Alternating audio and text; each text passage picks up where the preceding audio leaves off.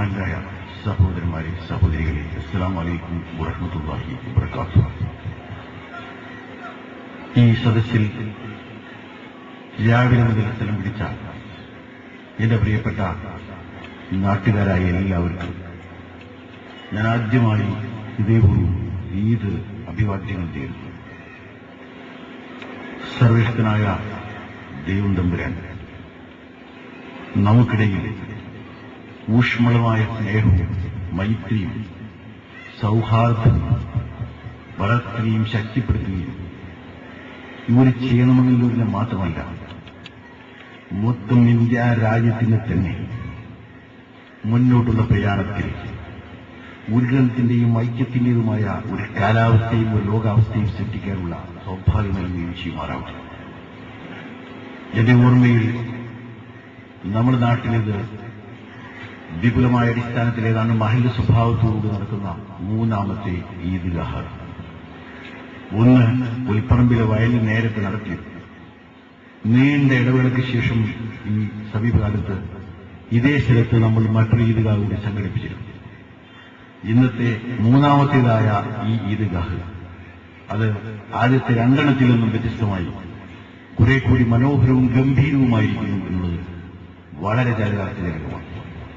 എന്തുകൊണ്ട് എന്ന ചോദ്യത്തിന് ഒരു മറുപടി വളരെ ലളിതമാണ്.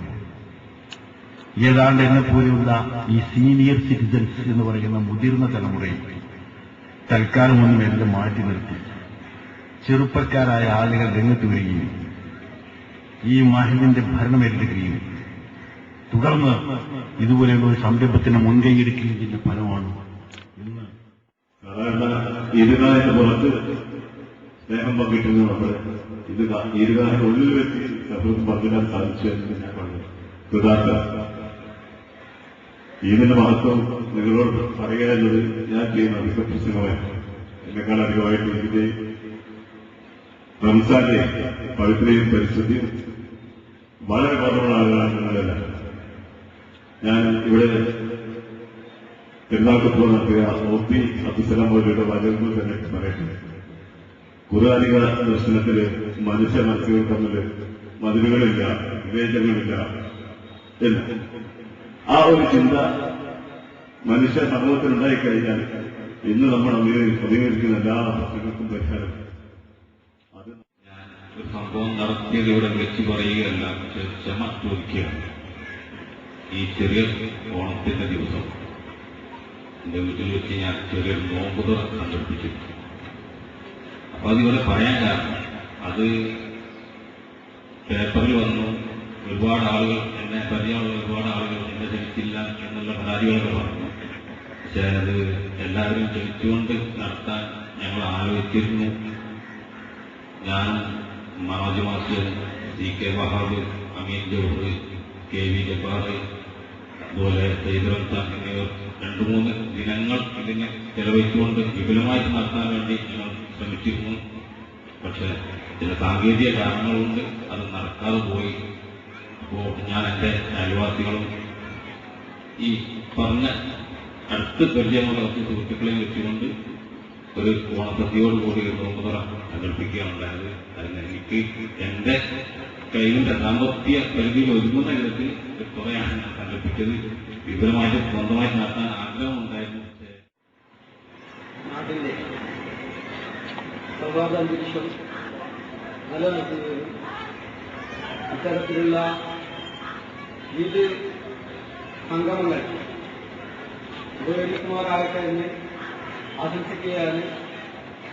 അതോടൊപ്പം തന്നെ ഈ പരിപാടി ഇങ്ങനെ ഒരു സംസാരിക്കാനുള്ള അവസരം എന്ന ഇതിന്റെ ബന്ധപ്പെട്ട കമ്മിറ്റി അംഗങ്ങളോടും നന്ദി രേഖപ്പെടുത്തിക്കൊണ്ട് ഈ നമ്മുടെ നാട്ടിലുള്ള എല്ലാ സഹോദരന്മാർക്കും ഇത് ആശംസകൾ അർപ്പിച്ചുകൊണ്ട് ഞാൻ നോക്കുന്നു.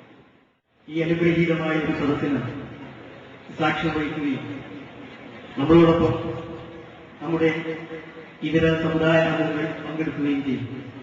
വളരെ ലളിതമായ ഒരു ക്ഷണം, ആ ക്ഷണം സ്വീകരിച്ച് അതിരാവിലെ തന്നെ എല്ലാ ബുദ്ധിമുട്ടുകളും പ്രയാസങ്ങളും മാറ്റിവെച്ച് നമ്മളോടൊപ്പം പങ്കുചേർന്ന നമ്മുടെ വിശിഷ്ടാതിഥികൾക്ക് ആദ്യമായി നന്ദി രേഖപ്പെടുത്തുകയാണ്.